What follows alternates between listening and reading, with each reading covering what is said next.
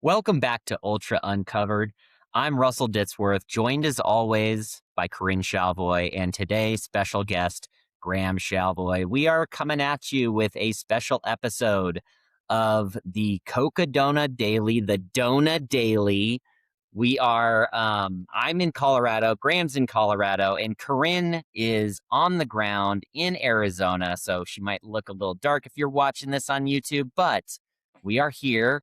And we're planning to do this every single night for the first few nights of Cocodona. So please join us. We would love to have you come and listen as we walk through the events of the day and a few takes from what's happening. So we are currently on day 0. Corinne, why don't you walk us through what it looks like on the ground there? And Corinne, Yes. real quick, you need to tell everybody you are in a Dona. I'm in You a are Dona, physically in a Dona. currently in a Dona, also known as Sedona. Actually in a car, but I'm right outside of Sedona. I actually got out on the Hangover Trail and underestimated how much time I had before it got dark, but that's okay, because that's why cell phone flashlights exist. But we made it back to the car, and yeah, I came straight. It's been a bit of a whirlwind of a day. I jumped on a plane this morning, then I drove. After waiting for a very long time in the Fox rental car line, barely made it to Deep Canyon Ranch, where the expo was happening, and jumped. Luckily, I was not late for the Shakeout show, which started at 2 p.m. I got there at 1:57, and I ran in, was like, I'm not going to have time to pee before this show starts, and asked Zach if we were starting, and he's like, nah, Jamil's 15 minutes late, so you got time. So it was good. Nice. And then it was like you drove into Deep Canyon and all of a sudden you're just immersed full on into ultra running culture, ultra running celebrity stardom. There are cameras everywhere. The combination of the desert dust kicking up, it's the 50K mark of the Black Canyon, 100K. And so it's a familiar spot, but there was a lot going on and tons of media, cameras, filming, photography, satisfied clothing, all kinds of stuff. It was, you look over here and Rachel Entrekin surrounded by about 8 people who are trying to talk to her or take pictures. And then over there's Cam Hanes, Andy Glaze is behind him, Max Jellif's walking around, Versteeg. It was just kind of like the whole culture in one little canyon. Well, I would totally encourage people to go listen to the Shakeout show, but why don't you give us maybe one thing? You had both Cam Hanes and Rachel Entrekin on the Shakeout show. Was there anything that stood out to you in what they talked about? I think I'll just say that Rachel Entrekin is just, she kind of sneakily drops these little confidence bombs in her answers, that to let you know that she is game on and she is ready and fired up and it's going to be no holds barred. And she's really funny, but if you listen to what she's saying, you can tell that she has this confidence about her abilities and what she can do on this course, and that she's holding no prisoners. So I think that was pretty interesting just to observe her. She talked about her life is a dream now, that she's fully sponsored and can do this for a living. So it was kind of cool to see that. She thanked Jamil Curry for basically giving her career. Um, and then Cam got quite philosophical on a number of topics. But I think what I took away from him was that he really just wants to test himself out there, and he thinks of these things as tests. He loves being in nature. He tries to just kind of be one with nature, and he talked about his dad passing away when he was 62 years old, and he's 58 now, and that puts things into perspective, and that he just wants to be living as much as he possibly can. And I thought it was pretty cool. Yeah, I love that. He talked at the end about being, trail is an inclusive space, not a divisive space, and it was a great interview.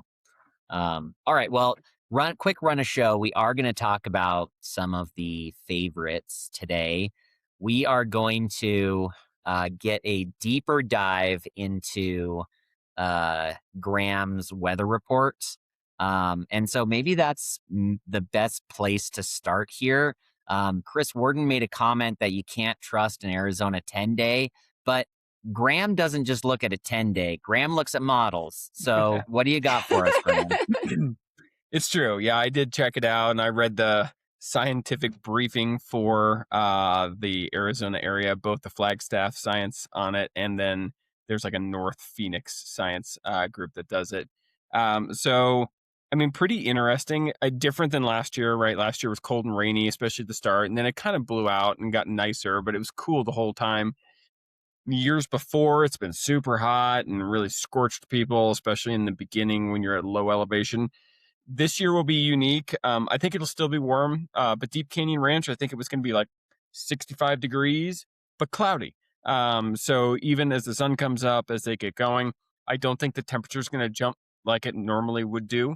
I think it's going to stay 60s, probably in the mid to upper 70s at the lower elevations, and then probably 7D, especially as they climb.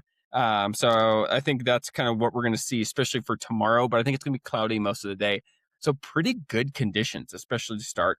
So I also did Jerome and took a look at what they thought was going to happen there. And so that's going to be Tuesday, where most of the racers will come. It's close to the halfway point. I think they're going to get thunderstorms, especially in the middle of the day, just after they go through Jerome. I think they're going to get wet. I don't think it's going to be a washout. I think it's going to be a quick, I got real wet for a few minutes and then that's it. Jackets and that type of thing will definitely be necessary.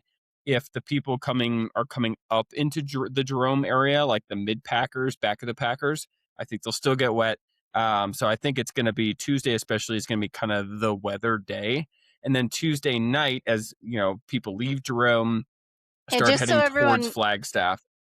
Just so everyone knows, Jerome Go is ahead. mile 124. Okay. Yeah. So real close to the halfway point. Mm-hmm. So beyond that, I think it's going to get cold that night, especially. So leaving Jerome as you go into the night, it's probably going to drop into the 30s. You're starting to get up in elevation, but it's going to clear out. So it's going to be dry and then cold. And then for the end, for the race leaders at the 60-hour mark, so Wednesday PM in Flagstaff, it's going to be like low 60s and sunny. So like warmish, not bad. I think for a lot of the early racers, it's going to be actually really great conditions for Wednesday. And then even for mid pack, back of the pack, the rest of the week starts to slowly warm up. So even 65, even 70 in Flagstaff towards the end of the week. So the end of the week looks really nice from a finish standpoint. And I think it's going to be dry and I think it's going to be great. So I got two questions and related to how somebody might approach this race. First question is it going to be cool enough to impact maybe how much water people might take on that first really long section? So as you start the race, you go to Cottonwood, and then you basically fill up from Cottonwood, and then you've got to carry. You have to have the capacity for 4 liters. I don't know that everyone carries 4 liters there, but that's one thing. And then the second question is it going to be wet enough to where dirt naps are off the table?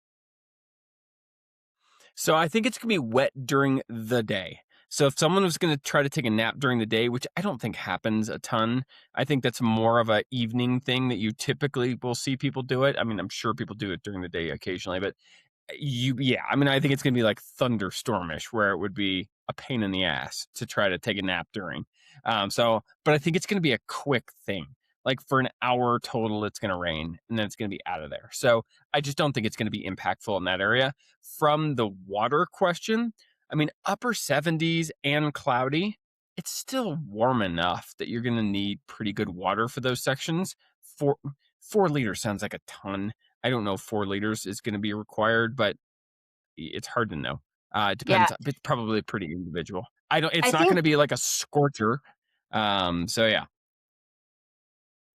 I was just going to say, I think that they're required to have the capacity for 4 at the beginning, but then leaving Cottonwood, I think they actually do have to have 4 liters on them. And it's because there's a very, very long stretch that can take people a really long time because of all the climbing before they're going to have water again. And infamously, Jamil himself ran out during the first year of trying to do this in that section. So I actually just listened to Jeff Garmire's his own solo prep, talking about how he's planning the race and his mentality going in. It was super interesting. I'm going to talk about that tomorrow on the live stream a bit, but everyone should go listen to the free outside.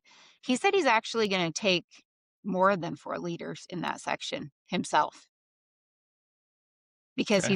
he's Wow. trying to drink more. He's trying to drink more fluid as advised by a nutritionist. So I don't know. I think, it's probably personal preference, but it sounds like he's going to at least try to drink more than 4 liters during that section. Yeah, I mean, that's pretty amazing. I mean, 4 liters is 8 500 ml bottles. I mean, that's a little more, but I mean, wow. Like, what kind A of lot of pack you fluid. going to be wearing to be able to carry that? If you're a no bladder person and you just do bottles, you're right. 8 bottles feels insane. Yeah, you're It's a right. A lot. bladder is probably necessary. Yeah, Finn went no bladder, but but there's lots of ways to do it. But it's heavy. It's a lot of fluid. So yeah, it's just a really hard first section. So it's going to be interesting to see how it plays out. And that's one of the things you were going to talk about, Russ. And I mentioned on the previous show that last year, and the year before, like we saw paces at the beginning of this race that were really fast, like 18-hour 100 type pacing. So do you guys think that that's going to happen again this year? Do you think people are going to be more conservative? Do you think what do you think is going to happen? I do not think people will be more conservative, especially if there's cloud cover. I could see fast times in the first 100. The only thing is about that is it was legitimately cool and wet. So, I mean, that really changes kind of the way you would think about going into this race. If it's going to be like 50 and slightly rainy, I mean, you can really kind of push. Tomorrow's going to be almost 80 and cloudy. With that caveat said, how many races have we seen lately in any distance that have started more conservative? Yeah, it's true. Yeah, they generally might they might not, just because they might look at some splits and be like, okay, that's what you got to go to run this time here. Yeah, I agree.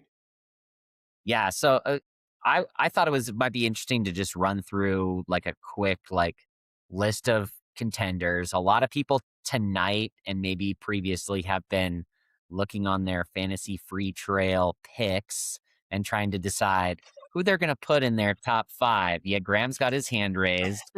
I'm obsessively looking at this and trying to decide what maybe my best strategy is to throw 5 names at the fantasy free trail picks.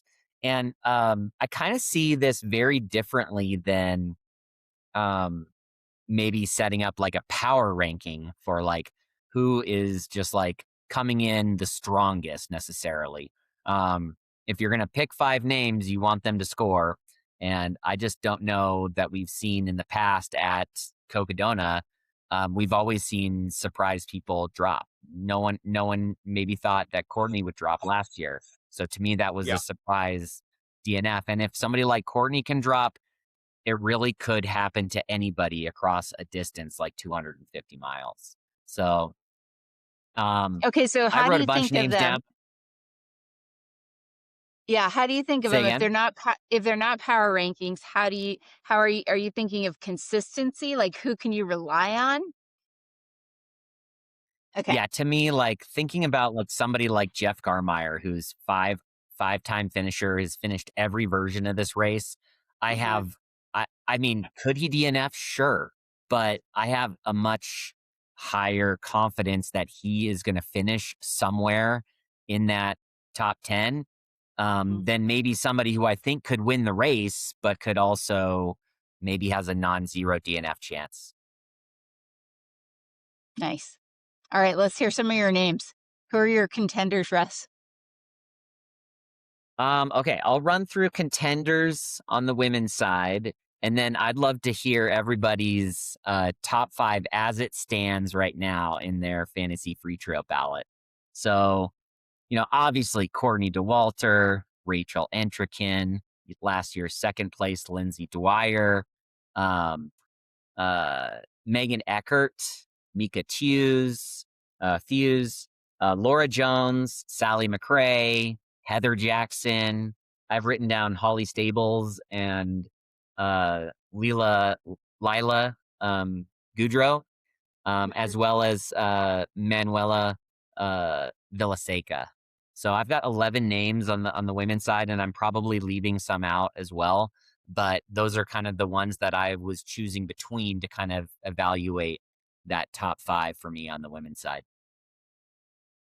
I'm sorry, Russ. Did you say Heather Jackson at all? I did. Yes. Okay. Just want to be sure. Included in that list for sure. But her Okay. first go at a 250-mile run distance. And she's raced a fair amount this year already. She's raced at Big Alta. She's raced at the Desert Rats 100K here in April. And so coming into Arizona, with some racing under her belt already. Yeah, I think an interesting name is Stephanie Rosebaugh. Ooh, And okay. and I don't know very much about her, but she is second on the fantasy free trial rankings, and I did a little bit of looking, and I think that she could be somebody people are not talking about that might surprise people. Yeah, I just she's done some interesting stuff. She's been in 200s, I believe, before, and so I think she might be just completely flying under everyone's radar. Yeah. Okay. 40 to 49. Ultra sign up ranked 95. She's second in there. Yeah. Interesting. Okay. I don't know much about her. Yeah. And I honestly don't either, but I think that, I just think that, nobody's saying anything. And how many times have we seen in Cocodona somebody that nobody's saying anything about is just right up there in the front? Random baller. Well, and I know, Corinne, you mentioned some of Lindsay Dwyer's training coming into this race, but I do think that she's kind of a name that I feel like deserves to be in that top billing as well as Courtney and Rachel, and maybe just isn't quite there because maybe people don't know as much about what she has raced in the past. But a second place finisher last year, and just training has just been crazy. So, a spoiler alert, but she's in my podium picks on the Free Trail Fantasy board. I may have talked to somebody who's on her crew today who said she was absolutely ready to go, super anxious, but I kind of picture her as a high intensity person all the time anyways, so I think that's probably just normal. and and I don't know, I think she just strikes me as like really really tough mf'er. Like she just strikes me as that. Like a lot of the pictures I see of her, she's just like, I don't give a flying flip, I am doing this thing. And from what I understand, she, even though she got second last year, she was not at all happy with her time because she worked through some serious like breathing issues, and I think a lot went wrong, which leads me to believe that she felt she could run a lot faster than she did. It's so interesting to hear you say about the breathing issue, because that seems to be like the number one unexpected issue that you hear people talk about is, I was allergic to stuff out there and I had kind of an asthma attack. Or if you remember Jeff Browning at the end, like listening to him try to talk, he sounded like the Godfather at the end of that race, because he said he was having major breathing issues. And I think that's something unique, it seems to be, with Cocodona. And I might be wrong. I don't know tons and tons about 200s, but it seems like Cocodona, I hear that issue more often than I hear from any other race. Yeah, and famously, you saw like Sally McRae the first year she did it, covering herself. I mean, it's dusty. There's a lot of crap flying around out there. And whether that gets in your eyes and affects your, your eye health, or people getting sores on their mouths just from literally being in the elements for this amount of time, it's like there's some very interesting things that can happen to you physically, I think. So I think you're right. And you're breathing in, you're taking deep breaths out there in the elements for a long, long, long time. So who's going to be going with the Ghost Runner attire on the dusty roads? The full cover. Oh, well, Sally, absolutely, because I saw her post some pictures, and I was like, wait, am I looking at the Ghost Runner? Am I looking at Sally? She did it before, like, so yeah, she's got that get up for sure. That's the whole face covering. I think it's smart. All right, how about the guys? Okay, are you guys willing to divulge? Are you guys willing to divulge your top fives before we go to the guys? Definitely. Sure. All right, Graham, what you got? Go 5-1. In a surprise move for me, I'm picking Courtney Dauwalter as my number one. He said to Rachel go 5-1. He said go 5-1. Graham just does whatever he wants. It's fine. I've never listened all that well. I apologize. All right. So we'll go 5 then. You already know my one, but we'll go 5. I've got Heather Jackson as my number 5. I've got Mika Thews, who stays on course and does not sleep in a hotel this year, as my number 4. I have Lindsay Dwyer as my number 3. Rachel Entrekin as my number 2. Courtney Dauwalter as my number 1. Nice. All right, I'll go ahead and go next and let Corinne gather her thoughts or her picks. I've got Megan Eckert, number 5. I've got Manuela Villaseca, number 4, coming off of her Triple Crown 200s last year and great result in the 2024 race. I've got Rachel Entrekin on the podium in 3rd. I've got Lindsay Dwyer 2nd, and Courtney Dauwalter winning. All right. Subject to change because I have not clicked them in yet, but number 5, I'm going to go with Holly Stables. Number 4, I'm going to go with Lauren Jones. 3, Meg Eckert. 2, Lindsay Dwyer. And number 1, Courtney Dauwalter. Nice. I did not pick Rachel in that top 5, and I will probably be very sorry for not doing so, but those are my picks. People might hammer me for my men's picks of who I leave out of the top 5. And this is not to say that you couldn't see a world where that person could even win the race. But Yeah. you've got to make some picks somewhere. And it's just how it goes. There's plenty of people that I've left completely off of my men's list who I fully anticipate have a great chance of winning the race. Yeah, I mean, I think to channel what Single Track said is 5 is not very many numbers. Okay, so Graham, if you could insert a number into between 1 and 5. Oh, Lord. Where are you putting this new number, and what is the name of this new number to make base 6? Between 1 and 2. Oh, between geez. 1 and 2. God, you guys. Okay. And listen to that, and I was like, they're creating a whole new mathematical system. They're breaking math on the podcast right now. We're throwing shade at Single Track on a No, not that. It actually was kind of an interesting philosophical take on things, but yeah, I think saying between 1 and 2 is pretty brilliant. I wouldn't have come up with that. I was like, which number? Like, let's put something between 6 and 7, please. God, for the love of God. Many parents rejoice at that time. I'm just saying. You just got 3 parents of teenagers to crack up. So yeah, exactly. Yeah. All right. Awesome. Okay. Guys contenders. And again, I probably have left some names off, so feel free to add in. But and I'm gonna go in no particular order here. DJ Fox, Eder Ramirez, Jeff Garmeyer, Max Jolliffe, Killian Korth, Zach Hauer, Cody Poskin, Jeff Garmeyer, Did I say Adam Kimball already? Okay, Yep. Adam Kimball. And then the 3, Versteeg, Michael Versteeg, Jeff Browning, and Joe McConaughey. Who'd I miss? McKnight. McKnight. I did not put McKnight in there.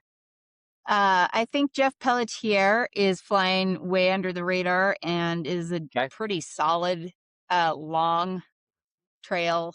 I mean, people who have completed things like, Tour de France they're not soft. They're not, Totally. So I think somebody like him needs to be at least just mentioned that, I don't know, sometimes slow and steady wins this race, literally. So, yeah.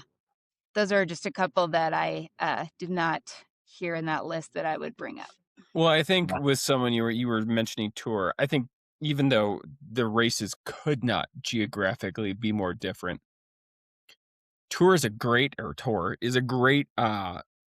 probably opportunity for someone to go figure out sleep, being able to climb, especially early, because there's climbing throughout the entire thing of Tour. Dealing with bad weather, what you may or may not have on Cocodona. I mean, there's all kinds of things that you would get experience with that you could then bring to Cocodona. So I think Tour is a great opportunity for someone to prove out they can do a multi-day event well and then take it to Cocodona where you need to do it well and then probably fast. Yeah, that's a great point. And I mean, even on the preview show, they talked a little bit about kind of the FKT plus ultra runner crossovers. The guys like Joe McConaughey and Jeff Garmire and even Adam Kimball and some of these other folks that have gone after long FKTs, and just the fact that they've blended this like running aptitude along with like the FKT problem solving and long distance, kind of being out there on your own a long time, and how much success those types of folks have seen in the 200 plus mile events. And I think it's still holding true. We're not to the point where we're seeing a 100%, well, I mean, I guess Dan Green is probably more pure runner than anybody, but I don't know. I don't know if I think you still need a collection of skills to win these events. Yeah. And while Dan Green is very much just a kind of a runner, more of a pure runner. Two things that Dan Green had that I think are also very critical in long distances like this. He had an incredible attitude the entire time. Like, he genuinely wanted to be out there. He was having fun, and he was like positive and thinking about this as an adventure and an experience. And two, he had a team of people that were very, very savvy. They knew exactly. I mean, his crew, to the point where they told me before they handed him a Coors Light coming into the finish line that they had checked to see whether or not that was going to DQ him by giving him aid around the last corner. Like, they were dialed, and I think people underestimated the amount of, and he gave them credit, but they knew exactly what they were doing. They had done the due diligence on how to crew, be where they need to be, and they kind of could take over for him in a lot of capacities and keep the vibes high. So there was a lot of wisdom, even though he's a young guy. There was a lot of wisdom on that team. Yeah, I think that's a really good point. So, but okay, all right. You want to do picks? This is like, okay, I just can't even. I don't know. I think are so hard. And they're so hard. I'm happy to kick these ones off unless you've got yours in front of you, Graham. Oh, no, kick them off, Russ. Kick them off? Okay. So I want to preface this with saying I'm playing the fantasy game here, where you get points if these people place in the top 10. You don't get any points if they lead the whole race and then don't finish. Again, the consistency, like I seriously think, I have Jeff Garmire in my 5th spot, and he's finished 6th like 3 times. Like, I'm almost positive he's going to finish somewhere between 3rd and 10th. And so that gets me points. So I really like Jeff Garmire in my 5th spot. And for that reason, I've got, folks like I've got Adam Kimball. I think just a guy like that, I don't think he's going to quit. He's in my fourth. In my third spot, I've got Eder Ramirez, who just seems to always be able to do these no matter what. Second spot, I have Max Jolliffe, who I think has something to prove coming back here. And then in my first spot, this is where I put a little bit of a flyer because I think a lot of different people could win this race, but I'm putting my money on Zach Hauer. And so I'm putting Zach in my number one spot as a guy that just comes out and blitzes this course and has a great day. So again, yeah, a lot multiple days, great days. multiple days. Great days. Folks like Killian Korth, folks like Joe McConaughey, yes, absolutely, they can win this race. Jeff Browning, they can win this race. But, I've got to put some picks out there, and that's what I've got down. I saw Zach today. It was awesome to see him. Nice. Yeah, he said he's feeling good. He said his taper was a little bit more, it was a little bit of a harder taper than he was planning on, but that he's excited, ready to go. And I think I also mentioned on the previous show that you had him in first, so no pressure, but no pressure, but I couldn't change that pick. yeah. No, Graham, you want to go? I'm sticking by it. I'm gonna love this at the end of this thing when I get to say I'm right. Corinne, why don't you go? Okay. I think that, this is really hard because there's a lot of guys that could be up there. But I think I'm going to go just based on what I know of, like a combination of people, what I've seen them be doing recently or not doing recently from a training standpoint. And then also, just kind of a couple of vibe picks. But fifth, I think I'm going to go with, Jeff Pelletier, fifth.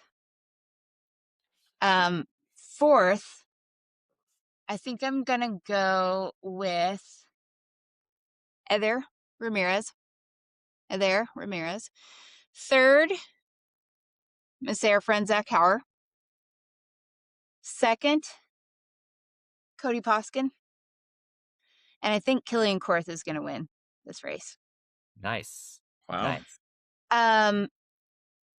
I will say that also I think Jeff Garmire, there's a high probability he will be in the top 3 with what I've heard him about his mindset and everything else. And I don't know why I didn't insert him somewhere in that top 5, but I picked 6. I like it. So I've got a few different ones. As you guys had said, this was really hard for you. It was not hard for me at all. I did them all in 12 seconds. I vibed the entire thing, which is probably why I suck at free trail fantasy.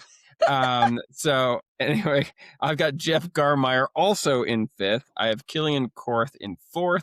I have Max Jolliffe in 3rd, Adam Kimball in 2nd, and Joe McConaughey winning the sucker. Wow. Nice, Graham. Not bad. I like those picks. Any of it can happen, and we're excited to follow along.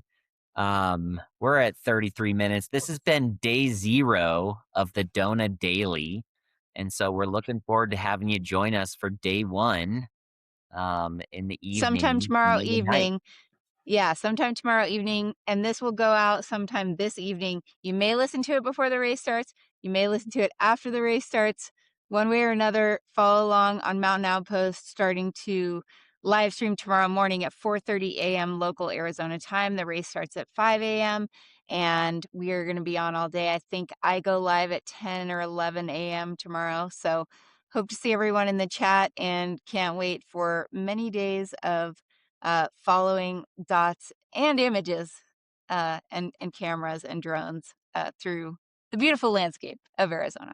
And unlike Canyons and Chianti, this one will be live streamed. 100%. All right. Thanks for joining us. See you tomorrow. Everyone.